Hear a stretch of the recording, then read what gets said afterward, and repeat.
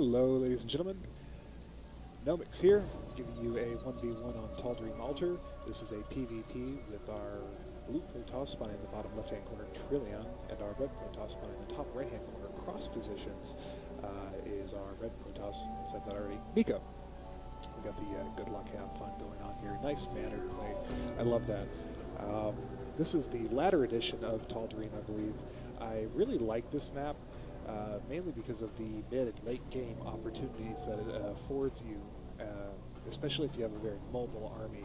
You can see that there are a lot of wide open spaces, and there are a lot of ways around the different bases around your spawn area, which makes it interesting early game. It means that it's not too hard to defend early game. You can easily wall this off, but late game with all of these ledges that are just ripe for the picking with siege tank pushes or drops, even a proxy pylon down here would be devastating. So mid-game tends to be a lot more lively, a lot more interesting, and I feel that Tal'Darim definitely encourages a more macro-style game, mainly because of the long rush distances, and for the fact that in this particular setting, that this is a PvP on Tal'Darim, early pushes are going to be very difficult, mainly because zealots are kind of slow. That and they're spawning cross positions. That Neiko's up the grass. Going to start picking up a little earlier. We see our opponent not dropping gas yet, so Trilleon, there we go.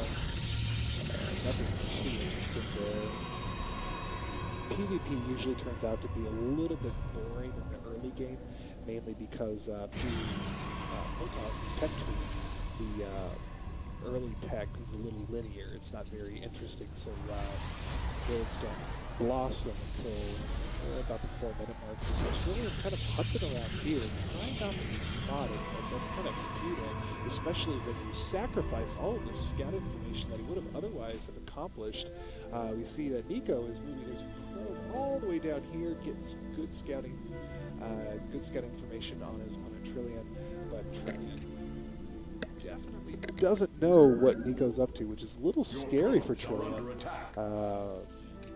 That being that he's not going to see this gas and the timing on it, and whether or not Neiko's going to go for early tech or 4-gate, so we'll see how that plays out. Trilleon notices that Neiko's poking around his base again. He's got that zealot chasing Neiko's probe now. Trilleon's dropping a second gas, so Neiko's going to catch that on his scouting the second probe over Neiko. What are you doing with 2 probes in his base? This is a little interesting. Oh, he probably just clicked on this probe and then forgot about it.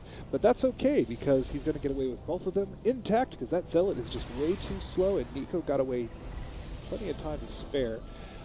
Warp gate just starting for Trilleon. He's going to start chrono boosting that out. You see Neiko, he's got his zealot stalker kind of chilling out here. He did notice that Trilleon didn't really have much going on. He's only had 1 gateway and not much came out of it. He wasn't chrono boosting it. So that probably means that Trilleon's army is going to be a little light, which gives Neiko the confidence he's going to need to start building more. Excellent. Got another zealot coming out for Neiko. And I kind of like this. I like having extra zealots around on a map like this, especially if you get contained. Having extra zealots is a good thing. If you've got a contained sitting outside your base, they will damage soak and allow your stalkers to get in those money shots that are just so gosu. We see Trilleon just kind of chilling out. Interesting. So he's going to go for a Twilight Council, and of course with the Twilight Council comes Blink.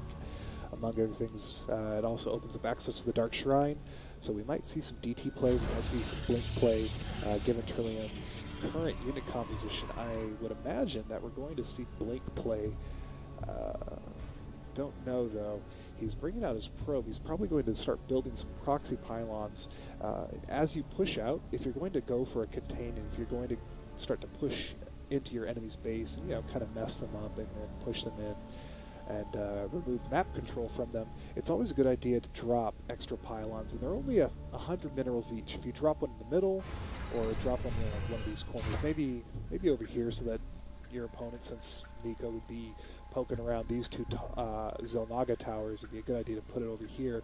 But having your reinforcements coming from the middle of the map rather than all the way across the map is a huge boost to your ability to continue this contain. He did bring his probe up here though, so he's going to drop that pylon. Neiko finished an Immortal. That Immortal's kind of late though. Why is it late? Ah, what is this? What is this? Warp Prism on Tal'Darim? You don't say.